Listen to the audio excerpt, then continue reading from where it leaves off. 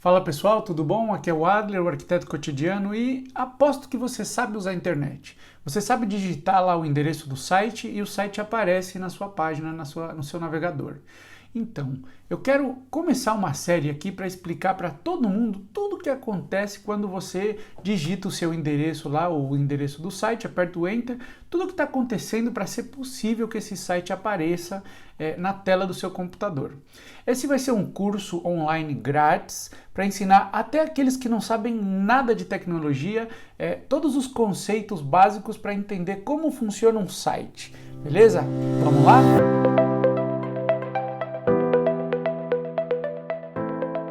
Bom pessoal, vamos lá então. Eu quero convidar vocês aqui para a tela do meu computador para poder explicar para vocês um pouquinho tudo que acontece quando você acessa o endereço de um site. A primeira coisa que eu quero explicar é que para que essa comunicação funcione, você precisa de duas entidades principais, um cliente e um servidor. Certo?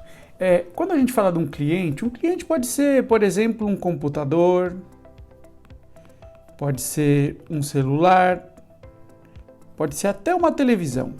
Qualquer tipo de dispositivo que seja capaz de ter um navegador e acessar a internet. Então, esses são justamente os dois primeiros requisitos, certo? Para poder acessar um site. Ter um navegador e ter acesso à internet. Então até aqui está bem fácil, tá pessoal? Mas o que acontece então quando você quer acessar um site? A gente sabe que a gente vai lá na barrinha do navegador e escreve o endereço, certo, do site. Então nesse caso www. alguma coisa. Esse endereço nós chamamos de domínio, tá? Domínio. Então esse endereço ele serve para identificar o servidor que contém esse site. Então aqui chegando no servidor, o servidor também é um computador, tá? Ele é um computador um pouco diferente, sabe, do computador que a gente está acostumado na nossa casa. Ele é um computador mais potente, ele tem algumas características diferentes, mas ele é só um computador, ok? Aí tem uma diferença logo de cara que é a seguinte: os computadores, quando eles falam entre si, eles não conhecem o endereço um do outro através do domínio. O domínio para eles não significa nada. Eles se comunicam através de outro tipo de endereço que nós chamamos de IP. Então vamos dar, por exemplo, aqui o IP 200.1.2.3 para esse servidor aqui. Então, esse é o endereço real desse servidor e não o domínio. Mas se esse é o endereço, como que o nosso computador, o cliente, sabe que esse é o IP do servidor que tem o meu site? Na verdade, ele não sabe. Ele precisa da ajuda de outro tipo de serviço que faz a tradução do domínio para o IP. E esse tipo de serviço a gente chama eles de DNS. Isso são Domain Name Servers ou Domain Name Service. Então, esses DNS, eles são aplicações, são programas de computador, mas eles também rodam num servidor. Então você vai me perguntar, tá, mas então como é que o meu computador, o cliente, ele sabe o endereço do DNS? Muito boa pergunta. Isso acontece porque quando você conecta na internet, você está conectando com um provedor de internet. E esse provedor a gente chama de ISP. Isso é um Internet Server Provider ou Internet Service Provider. Então, o ISP, quando você conectou na internet, uma das coisas que ele faz é ele fala para o seu computador o seguinte: olha, o IP do servidor de DNS é o seguinte, 4.4.4.4 ou qualquer outro, esse é só um exemplo. Então o seu computador, logo que ele conecta na internet, ele já sabe qual é o endereço do servidor do DNS. Então, como ele já sabe, ele vai lá no servidor de DNS e ele pergunta, ele fala assim: olha, eu tenho esse domínio aqui, www. alguma coisa, e eu queria saber qual é o IP que corresponde ao servidor para esse domínio aqui. Esse processo nós chamamos de DNS Query. Então, é uma pergunta para esse serviço de DNS, e o serviço de DNS tem num banco de dados próprio dele todos todos os domínios e associado a todos os IPs. E mesmo que ele não tenha, ele tem a possibilidade de perguntar para outros serviços DNS. É uma rede de servidores DNS que se conhecem uns aos outros e eles vão perguntando até achar alguém que sabe. Quando ele acha alguém que sabe, ele traz de volta essa informação e ele armazena nesse banco de dados local dele. Então, quando o seu computador pergunta para ele qual que é o IP do servidor que tem esse domínio, ele responde, certo? Então, nesse caso aqui, ele vai responder, o IP é 200.1.2.3. E o seu computador, ele vai fazer uma coisa bem interessante, ele também vai criar uma cópia, desculpem, aqui ele também vai criar uma cópia num banco de dados local dele, desse domínio associado a esse IP. A gente chama isso de DNS Cache. Tá? Então, da próxima vez que você quiser acessar esse site, o seu computador nem vai precisar ir perguntar lá para o serviço de DNS qual que é o IP. Ele já sabe. Esse cache ele é temporário, ele dura às vezes 1 hora, ele pode demorar, dependendo de como esteja configurado, ele dura um certo tempo, tá?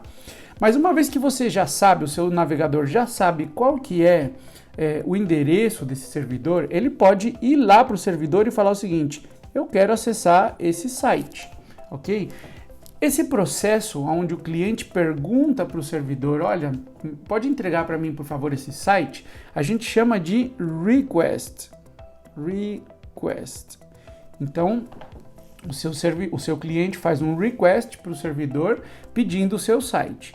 E o servidor, caso encontre o que é necessário para entregar esse site, a gente vai falar disso mais para frente, ele vai responder com o que a gente chama de response. E o response, ele pode ser de vários tipos, ele sempre tem um código de resposta.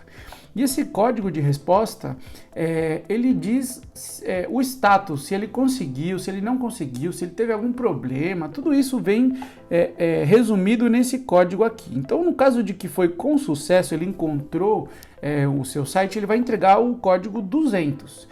Alguém consegue adivinhar qual é o código se ele não encontrar o seu site? Esse é bem conhecido, hein? É o famoso 404.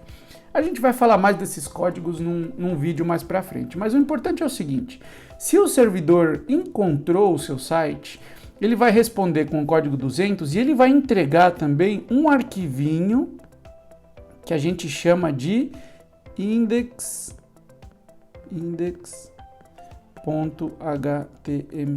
Então, esse é um arquivinho que está nesse formato com essa extensão HTML. A gente chama isso de um arquivo HTML, né? E esse arquivinho HTML, ele sabe exatamente todas as instruções necessárias para o seu navegador conseguir abrir o que a gente chama de renderizar, né? Para ele conseguir renderizar o seu site aqui na telinha dele. Então, você tem aqui imagem, texto, foto, tudo que você quiser. Então, esse arquivinho index.html, ele contém informações nesse formato, nessa linguagem que a gente chama de HTML, que é usada pelo seu navegador justamente para poder conseguir montar na sua tela o site. Só que assim, esse arquivinho ele somente entrega informações sobre a estrutura do seu site.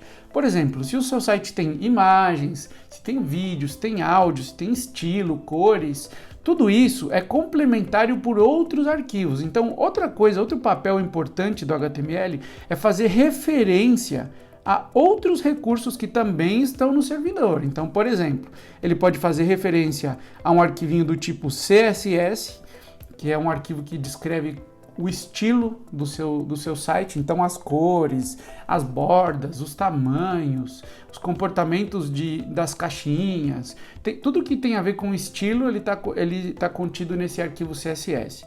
Ele também pode entregar um arquivo do tipo JavaScript, que é um outro tipo de linguagem que permite o seu navegador criar coisas interativas. Então, formulários, movimento, coisas que reagem quando você passa o mouse, quando você clica. Todo esse comportamento de interação, ele é feito através desse script JavaScript, desse arquivinho JavaScript. E ele também pode dizer endereço das imagens e de qualquer outro tipo de recurso. Então, ele vai contar para o seu navegador como é que como é que ele tem que montar esse site, e ele também vai dar o endereço de todos os outros recursos necessários para esse site ser renderizados.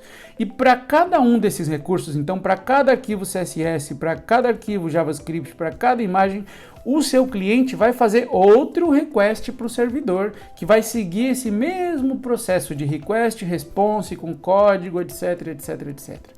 Então, para você abrir o seu site, você fez vários requests para esse servidor. Primeiro você fez esse processo de traduzir o domínio, certo? Para o IP, e depois você fez um montão de requests para o seu servidor pedindo cada um dos recursos, e o servidor entregou todos eles. Então, para essa primeira aula vai ser só isso mesmo. A próxima aula a gente vai falar como é possível esse arquivinho HTML fazer com que o seu browser consiga renderizar essa página. A gente vai falar mais sobre os códigos de erro, sobre os códigos de sucesso e outros processos envolvidos, tá? Mas por enquanto é só isso mesmo, espero que vocês tenham gostado. Se isso adicionou valor para você, eu peço para você colocar um like, se inscrever no canal e a gente se vê na próxima.